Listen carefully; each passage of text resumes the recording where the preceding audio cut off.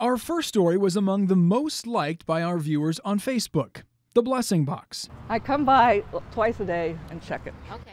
Carol O'Connor was the creator. Somebody donates baby food all the time. The idea took off. Soon, as many contributed as there were people who benefited.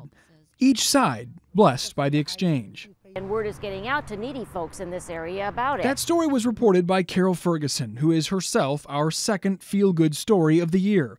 After decades in the news business, Carol retired.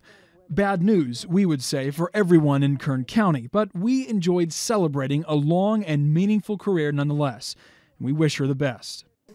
Please join me in congratulating this new fur family.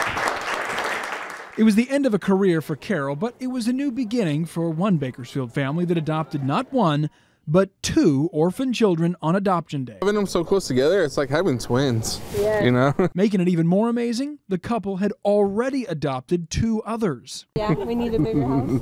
Hi, peekaboo. Taylor Bartley made an adoption too this year, but hers was of a different kind. The boss was badly burned in the Cottonwood fire south of Bakersfield.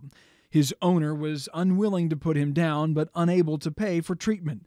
So Taylor and her friend Ira worked hard to nurse the boss back to health. I stood in his stall and cried. He beat the long odds, getting some help along the way from veterinarians at UC Davis. He's home now and preparing for a career as a therapy horse.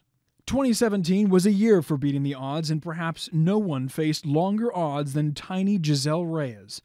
Born at just 28 weeks to her parents James and Jennifer at Mercy Southwest. At just over 1 pound, doctors didn't believe Giselle could survive. You know, I feel her kicking, I feel her moving, I can hear her on the monitor, but then for them to tell us, you know, she's not considered viable at this state.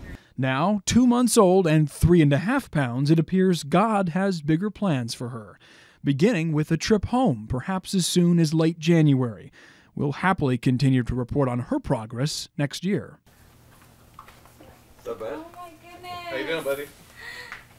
Every once in a while, we enjoy playing a small role in a big surprise. When Samuel Rivera lost his family home in a destructive wildfire, police officers on the gang unit watched our story on TV. They felt moved to replace just a bit of what he'd lost. So under the guise of a more somber follow-up story, Samuel found himself on the receiving end of a new PlayStation 4 and lots of games. I'd like to thank them for this, for helping us for this. We also had the joy of chronicling a happy ending to another sad story. Jessica and Elijah, who were engaged to be married, lost their new home the same day that Samuel did. Facing financial hardship, they canceled their upcoming wedding. But a group of generous wedding merchants teamed up to surprise the couple with a completely free wedding. The couple was brought to Dewars, again under false pretenses, so that our cameras could be rolling when they got the good news. And I have a handful of people that have offered to donate their services to make sure your wedding still happens in April. So we are super, super excited to just love you guys and bless you guys. So. And we pulled up, and here in this big gray van with California plates, and we said, hey, we're combat vets from California, how can we help you? And the lady just immediately started crying. When Hurricane Harvey devastated Houston, Texas, the community here sprang into action. Students at Jefferson Elementary School raised money, more than $1,000 in fact, for the Red Cross. Members of River Lakes Community Church went to Houston not once but twice, helping to rebuild homes and lives. And Kern County's veterans did the same. We introduced you to 4 of them who hit the road while the storm was still raging. Left, but we're already thinking about when we're going to go back. It's been a year since I've seen my family. Our eyes got a little misty in November when Airman First Class Minuet Comstock, away serving the nation in Japan, showed up unannounced to surprise her family just before Thanksgiving.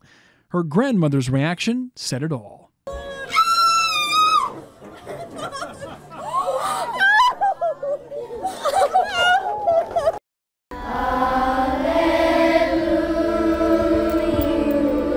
And finally, we were greatly moved by Augie Flores, a Marine Corps veteran who faced some of the toughest battles of his life in 2017. Augie lost his wife of 60 years, Ruth, this year.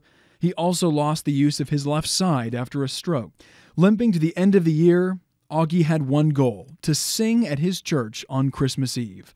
To say his choir missed him while he was away was an understatement. It means everything. And on Christmas Eve, Augie sang,